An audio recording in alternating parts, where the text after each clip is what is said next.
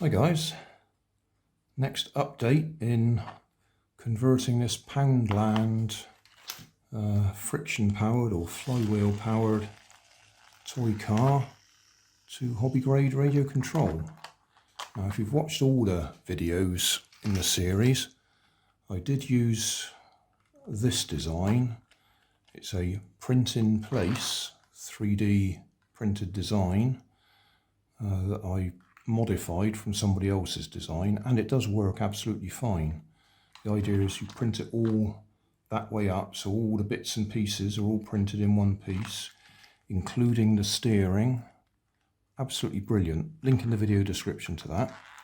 Anyway, next thing I did was I printed that so that I got the these pillars in position to line up with these posts, so we can just stick that straight on top so they align same as those ones do. That's the original chassis. That was just so I've got something to work with. I then did this chassis. I was slightly out of sequence. I then did the gearbox so that I could 3D print the gears and the gearbox the right size. Then I did the purple bit, which was converting, first of all just did the modular gearbox, then I've extended that so it's the full chassis.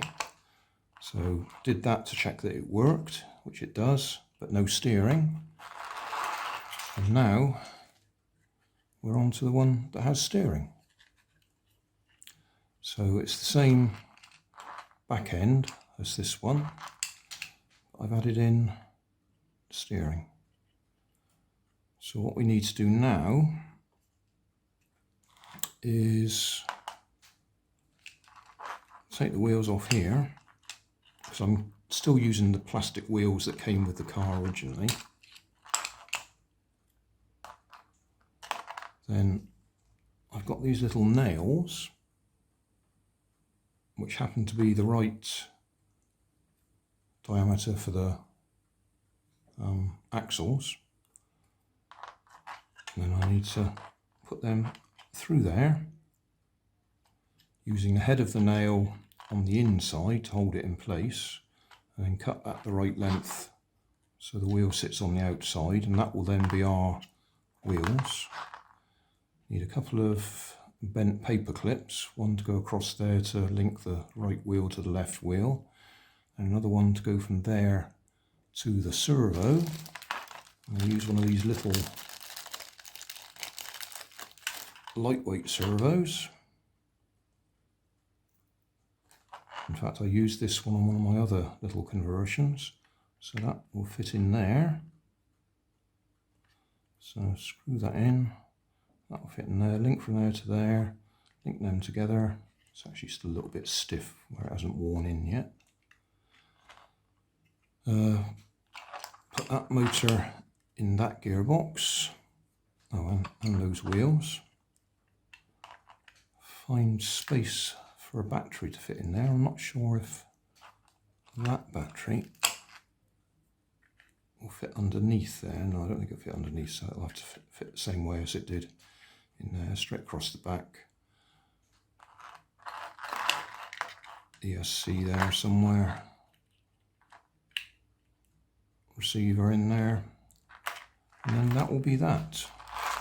But that's just a short update because it's just too hot to work at the moment. I can't do anything cool in my house, it's just too hot. So that focus is moving, isn't it? Oh, I do apologise for that. I keep forgetting to lock it off. Never had to do that with the old camera.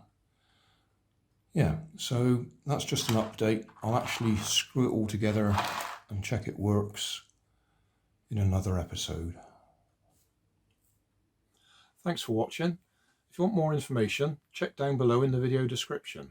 If you like this video, you might like this one up here. And if you want to subscribe, you can check out my channel over here.